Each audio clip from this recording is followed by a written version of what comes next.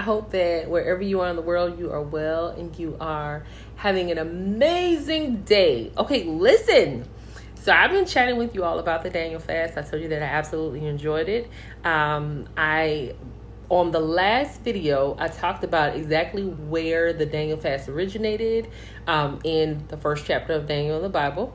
And we went through a bit of a, I call it TIV, my version of the first chapter of Daniel. And I mean, the information is factual, but you have to go back to the first chapter and read it for yourself to, really get the specifics and everything. So I just put it in my own words. But anywho, on this video, I want to give you some information about exactly what I ate while I was on the Daniel fast, all right? First, let's do a little recap. We talked about the first chapter of Daniel. We said that the Daniel fast originated from the diet that Daniel and the three Hebrew boys actually ate, the way that they ate. They didn't eat a lot of rich food. They didn't eat meat. And they were asked to eat rich food for a period of time so that they could train to be servants of Nebuchadnezzar. All right. So again, go back and read the first chapter of Daniel so you get a better understanding and make sure that you're clear on it. As I said before, I did it for 10 days. Some people do it for 21. I really don't know where that 21 came from, but the first chapter of Daniel says 10 days. So 10 days eating pulse. In some translations, like of the Bible, it says veggies, but in the King James Version, it says pulse. So I went with that. Now, pulse is defined as basically food that comes from a seed or a bean. So that would be vegetables, that would be fruit, some beans or legumes, and different types of nuts, and oats also. Oats, bean seed, oats. I believe, yeah, I believe oats are in there. But I wasn't too keen on the oats part. So I stuck with the fruits, the veggies, and the nuts. Because I'm a fruit. I could be a fruitarian if I didn't love bread so much. Thank you, Lord, for bread. But I love fruit. I will eat fruit all day long. So that part was not difficult for me. But I'm also a bread lover. So it was a struggle to not be able to eat bread for 10 days. That was real serious.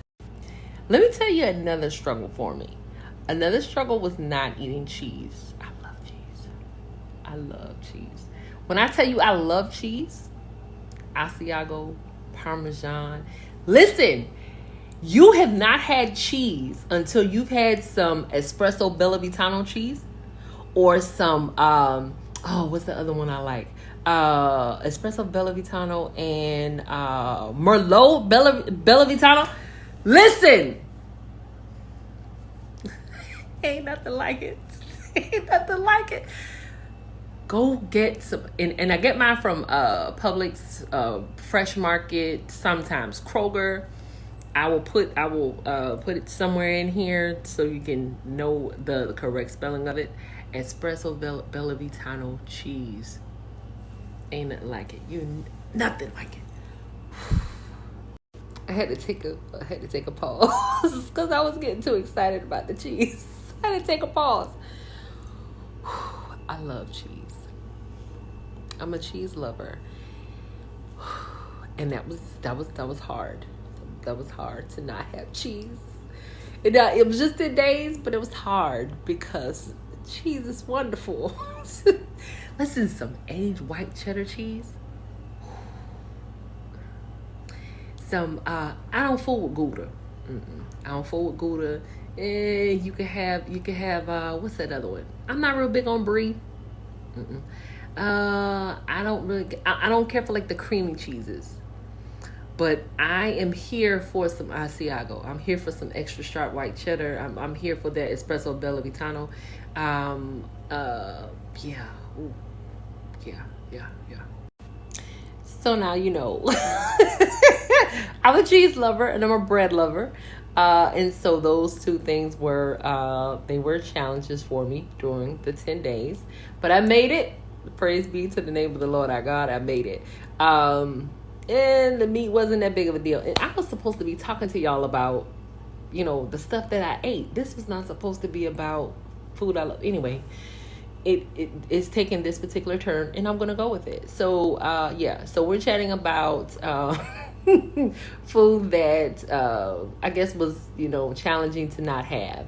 Like I said, I'm not a big meat person. I could deal without having pork and beef and all other stuff. Yeah, so that wasn't a big deal for me. But not having bread, not having cheese, that was a challenge. That was a challenge, definitely a challenge. But let me go into what I actually ate.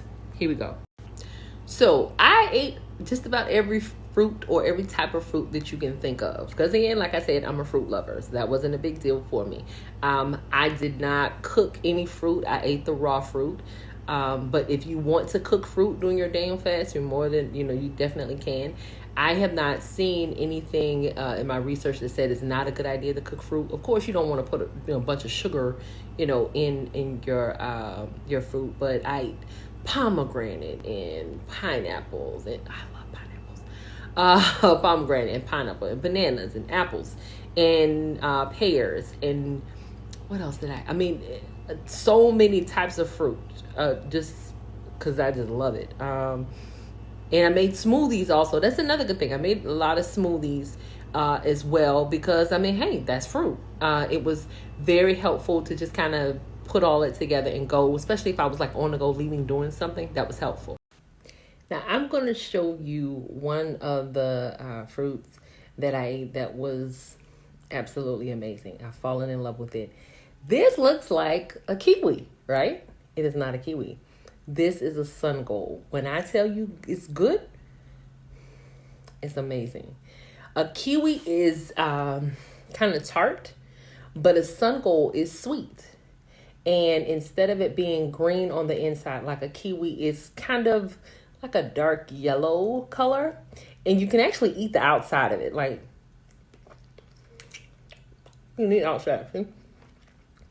It looks like that on the inside. It's really, really good. My son loves these. When I say he loves these, he absolutely loves sun golds because they're nice and sweet. They're really good fruit. You can take it with you wherever, and you can eat the outside. The outside is actually pretty healthy for you as well. Or you could cut it up and just eat the inside. Either one, whichever floats your boat. Another fruit that I ate a lot of is blueberries. I absolutely love blueberries. They're a little. Sometimes they can be a little on the tart side. Blackberries are also awesome. One thing that I realized about embarking on the Daniel fast is, or not so much embarking on it, but doing the process, it made me become more adventurous with the types of food that I was eating in the category of fruits and vegetables and nuts as well. Because you don't want to just eat apples. You don't want to just eat bananas. You don't, if this is the only thing that you're eating for this period of time, you want to mix it up a little bit. You know what I mean? So, I experimented with different types of fruit. The only type of fruit that I did not really care for was dragon fruit. I don't know why. I just wasn't feeling it. But everything else, loved it. Honeydew, cantaloupe, I'm with it. So now let's chat about the vegetables. Veggies are awesome. Absolutely awesome. I told you before, I'm a bread lover. So if I'm going to eat some broccoli, I want some bread with it. But you can't do that on the Daniel fast. So I had to kind of beef up my my veggies and the types of veggies I was eating also. I expanded my palate. I expanded my repertoire of the types of foods that I was eating in that category. For example, I love cabbage. I'm a cabbage lover. And I need to do a video where I make some cabbage for y'all. I love cabbage, y'all. And listen, I gotta sit up for this. I taught myself how to make the cabbage and carrots like the Jamaicans make. Listen, and it was good too. It was really good. Now let me go back to this whole bread thing. There's some articles and some blogs and things that I was reading that talked about different people who did eat types of bread like that may have been whole grain and different things. But when I say I want bread, I mean I want bread. You know what I mean? I want some bread with some butter and maybe some garlic on it. I want bread. So I didn't want to deal with the substitutions. I wanted some real bread. So I just didn't fool with it at all. I was like, if I can't have the real bread like I want, Like I want some Hawaiian rolls like that. That's what I want. Can't eat that. You know what I mean? So I figured I'd just leave it alone. Leave it all alone. Now back to the veggies. So I also experimented with different types of veggies. I usually eat what is it? Green cabbage. So I experimented with purple cabbage. I didn't really care for the purple cabbage too much. I wanted to, stick with the green. But at least I tried it out. I tried out making potatoes 89,000 different ways. And after a certain point, I was just done with potatoes. But I did a lot of squash and zucchini and several different types of vegetables that I put together. Broccoli as well. Just, I'm trying to come up. Oh, corn. Woo! Corn on the cob saved my life many days. Out of that 10, corn on the cob saved my life many days. Okay. And it was just wonderful. And I found myself eating more food and eating more fruit and eating more vegetable because it wasn't feeling like meat. The vegetables don't fill you up like meat does. So I had to eat more of it. And I didn't eat any raw vegetables. I'll take that back. I may have eaten some cucumber a time or two, but I mainly stuck with the cooked vegetables. And you can use seasonings, all right? You can definitely use seasonings. And, all right, let me show y'all some of my go-to seasonings, all right? Now, this is the number one seasoning that I live by. I have to keep at least one bottle of this in my kitchen at all times. It is the quintessential seasoning of all time. You know it. Lowry's. Yes, Lowry's. I love my Lowry's and I put it in everything. I put it in everything. I rarely use regular salt. When I do, I use salt. I use the pink Himalayan salt. But Lowry's is my go-to, okay? Now, Lowry's seasoned salt is my number one. I gotta have Lowry's seasoned salt in anything that I'm cooking. Now, my number two is garlic powder. And yes, this is great value. I used to go for the other kind, and I realized, hey, it's all the same. So, garlic powder is absolutely amazing. It just changes the flavor of my food. I really love it. So here's the other deal. Onion powder. I used to use regular actual onions and chop up onions and things. I don't feel like being bothered with that anymore. I just use the onion powder because it works. It does what I need it to do, and I don't necessarily want to eat the onions either. I just really want the flavoring. So I use the onion powder and it's really good. Now, this is another go-to, my parsley flakes. I love parsley. I don't know when or how I fell in love with parsley, but I absolutely love parsley flakes. And this is by McCormick. But you can get it by several other brands. I really like the parsley flakes on top of, well, I usually do it with pasta, but we can't do pasta right now. I really like the parsley flakes on the potatoes. Oh, wonderful. Just adds a little extra kick to it. Now this is my new little baby. Some cayenne pepper. I didn't realize how much, it gave a little kick to and flavor to your food. This one's an organic one by Simply Nature. I really like this one. I really like this cayenne pepper. It wasn't very bold. It was bold, but it wasn't overpowering in the dishes. So I enjoyed that. Now, we talked about seasonings, we talked about fruits, we talked about veggies. Now let's get into the nuts. I told you I love cheese. I also love nuts as well, particularly pistachios. When I tell you I love pistachios, I have a love affair with pistachio nuts. But pistachios is just awesome. Now you have to be careful because some nuts have a lot of sodium and salt in them. So be careful with that. Don't want to run your pressure up or anything like that. I also ate a good bit of cashews because I wanted to be sure I had that protein during this time as well. Peanuts. I didn't eat a whole lot of peanuts, but I stuck with primarily cashews and pistachio nuts. Every now and then I had a few almonds because I like almonds, but I didn't do like, honey roasted almonds or anything like that. But those were my main go-tos, the cashews and the pistachio nuts.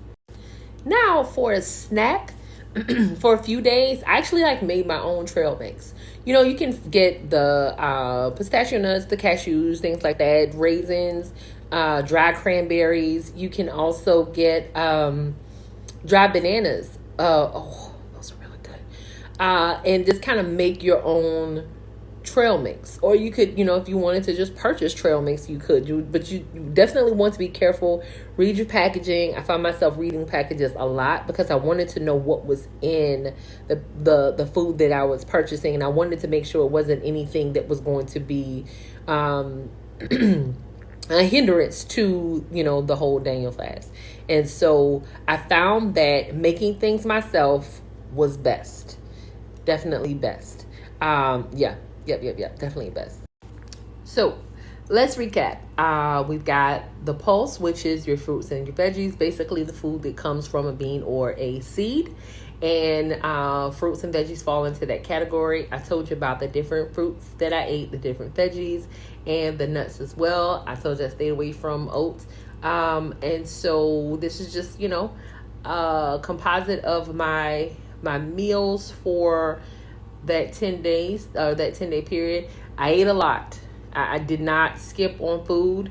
I ate a lot. So, everyone is different with, I didn't overeat. I didn't overindulge, but I found myself eating, more, snacking more because I didn't have those staple foods like meat that's going to kind of stick to you and make you fuller. Okay.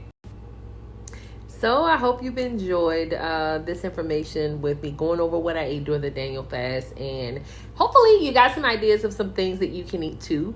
I would definitely say that research was a lifesaver for me in this situation. I probably should have even done more research. I did a good bit, but it would have been even more helpful to do more research and set a plan ahead of time so that I did not put myself in a situation where I could be tempted to eat something that I was not supposed to eat for that period of time. So I hope this has been helpful and engaging, and stay tuned for the next video. Ta-ta for now. Talking it, she ain't trying it. He keep calling me crime. Dance how you killed this. I understood the assignment. I understood the